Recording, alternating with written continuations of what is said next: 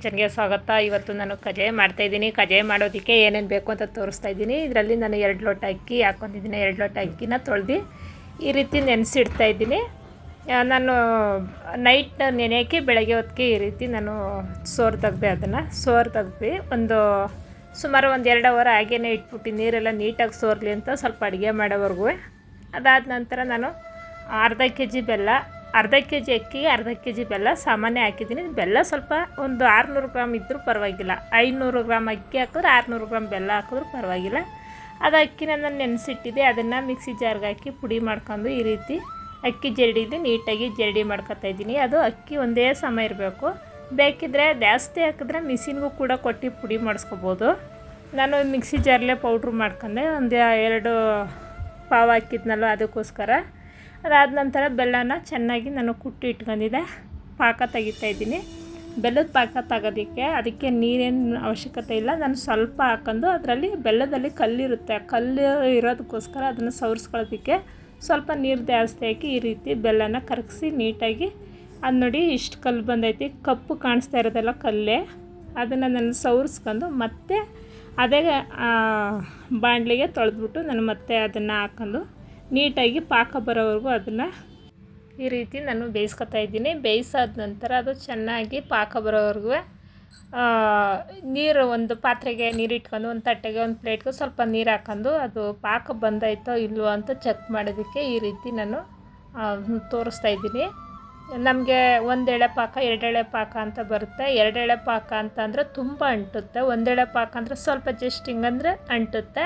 ಅದು ಅಷ್ಟು ಬಂದರೆ ಸಾಲದು, ಇನ್ನು ಸ್ವಲ್ಪ ಬರಬೇಕು. ಯಾಕೆ ಫಸ್ಟ್ ಟೈಮ್ ಮಾಡೋರಿಗೆ ಗೊತ್ತಾಗಲ್ಲ. ಈ ರೀತಿ ನೀರೊಳಗಡೆ ಹಾಕಿದ್ರೆ ಅದು ಕೈಗೆ ಎತ್ಕೋಬೋದು. ಇಷ್ಟಪ್ಪ ಗಟ್ಟಿಯಾಗೇ ಬರುತ್ತೆ ಕೈಗೆ. ನೋಡಿ ಇಲ್ಲಿ ನಾನು ತೋರಿಸ್ತಾ ಇದ್ದೀನಿ. ಆ ರೀತಿ ಬಂದರೆ ಸಾಕು. ಅದಾದ ನಂತರ ನಾವು ಪಾಕ ಕರೆಕ್ಟಾಗಿ ಬಂದೈತೆ. ಇವಾಗ ಅಕ್ಕಿ ಹಿಟ್ಟೆಲ್ಲ ಪುಡಿ ಮಾಡ್ಕೊಂಡು ನೀಟಾಗಿ ಹಾಕೊಂಡು ಜೊತೆಗೆ ಚೆನ್ನಾಗಿ ತಿರುಗಬೇಕು. ಅದನ್ನು ಗಂಟಾಗೋಗುತ್ತೆ, ಗಂಟಾಗೋದಕ್ಕೆ ಬಿಡಬಾರ್ದು. ಅದನ್ನು ನಾವು ಹಾಕೊಂಡು ಹಸಿ ಹಿಟ್ಟು ಹಾಕ್ತಾ ಅಕ್ಕಿ ಹಿಟ್ಟನ್ನ ಹಾಕ್ತಾ ನೀಟಾಗಿ ತಿರುಗಬೇಕು. ನಾವು ಜಾಸ್ತಿ ಮಾಡಿದ್ರೆ ಒಂದು ಕೋಲಲ್ಲಿ ಕೂಡ ಮುದ್ದೆ ಒನ್ಸೋ ಥರ ಒನ್ಸ್ಕೋಬೋದು. ನಾನು ಸ್ವಲ್ಪ ಮಾಡ್ತಾಯಿದ್ದೀನಲ್ವ ಅಂದ್ಬಿಟ್ಟು ನಾನು ಬಾಣಲಿಲೇ ಮಾಡ್ತಾಯಿದ್ದೀನಿ. ಈ ರೀತಿ ನಿಮಗೆ ತೋರಿಸೋದಕ್ಕೋಸ್ಕರನೇ ನಾನು ಸ್ವಲ್ಪ ಹಾಕಿ ಮಾಡ್ತಾಯಿದ್ದೀನಿ ಬಾಣಲಿಲಿ. ಈ ರೀತಿ ಮಾಡಿದ್ರೆ ಅಂತೂ ತುಂಬ ಚೆನ್ನಾಗಿರುತ್ತೆ. ಅದಕ್ಕೆ ಜೊತೆಗೆ ನಾನು ಸ್ವಲ್ಪ 1-2 ಸ್ಪೂನಷ್ಟು ಬಿಳಿ ಎಳ್ಳು ಮತ್ತು ಇನ್ನೊಂದು 2 ಸ್ಪೂನಷ್ಟು ನಾನು ಗಸಗಸೆ ಹಾಕ್ತಾಯಿದ್ದೀನಿ.